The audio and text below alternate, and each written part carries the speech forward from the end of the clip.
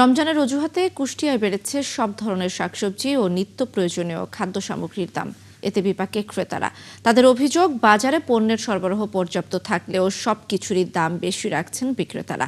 এ অবস্থায় কঠোরভাবে বাজার তদারকির দাবি জানিয়েছেন ভোক্তারা।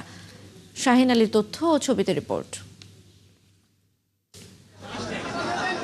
রমজানের শুরু থেকেই সবজি, মাছ, মাংস সহ প্রায় সব পণ্যের দাম বেড়েছে কুষ্টিয়ার বাজারে। ক্রেতারা বলছেন, চালের দাম মোটামুটি স্থিতিশীল থাকলেও বেশিরভাগ পণ্যের দামই চড়া। বিশেষ করে রমজানি প্রয়োজনীয় পণ্যের দাম বেড়েছে বেশি। খেজুর, ছোলা, বেসন, গুড়ের দাম বেড়েছে 50 থেকে 200 টাকা পর্যন্ত। লেবুর হালি 70 টাকা, শসা প্রতি কেজি 100 টাকা, বেগুন 90 টাকা এবং পেঁয়াজের দাম 10 টাকা বেড়ে বিক্রি হচ্ছে প্রতি কেজি 55 টাকায়। শিয়া বাটার ও ভিটামিনে সমৃদ্ধ লিলি বিউটি সোপ, তারুণ্যময় উজ্জ্বল ত্বকের জন্য। সবকিছুর দাম বেশি ভাইয়া, কিনা মনে হয় গরিব মানুষের সাধ্যের ভিতরে বাইরে। আঙ্গুর 420 টাকা, কমলা 300 টাকা, মালটা 300 টাকা, মানে কেনার মতো অবস্থা আর এখন নাই। ছোলার দাম বেশি, খাজুরের দাম বেশি, যে কোনো পণ্য সব জিনিসের দাম বেশি। সরকার যদি এদিকে লক্ষ্য দিত, দাম কমলে হয়তো গরিব মানুষের ভালো হতো। যারা একটা লেভেল আছে সমাজের মধ্যে 10 to 20%, এর তেমন সমস্যা নাই, কিন্তু 80% লোকজনের চলতে ফিরতে অনেক কষ্ট হয়ে যাচ্ছে। এছাড়া বেড়েছে মাছ মাংসের দামও। সোনালী ও ব্রয়লার মুরগিতে বেড়েছে 20 টাকা পর্যন্ত, আর গরুর মাংস 50 টাকা বেড়ে 800 টাকা এবং খাসির মাংস 100 টাকা বেড়ে 1200 টাকায় বিক্রি হচ্ছে।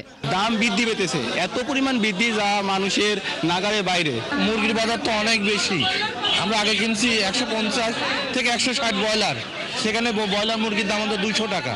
বিক্রেতারা বলছেন, রমজান ঘিরে চাহিদা বাড়ায় পাইকারি বাজারে সব পণ্যের দাম বেড়েছে, তাই তারাও বেশি দামে পণ্য বিক্রি করতে বাধ্য হচ্ছেন। ওই চিটাগাং মহাজনও দাম বাড়াচ্ছে, এখানকার মহাজন একটু দাম বাড়াচ্ছে, আমরা একটু দামের বেশি দামে কিনি, একটু বেশি দামে বেশি। রমজান পরিবারের কাস্টমার আমাদের এসে আমাদের প্রশ্ন করে, কিন্তু আমরা যেভাবে কিনে আমরা সেভাবে বিক্রি করি। ব্রয়লার আগে বেচতাম আছে 160 টাকা, এখন বর্তমান 200 টাকা, অনেক 30-20 টাকা ডিফারেন্স।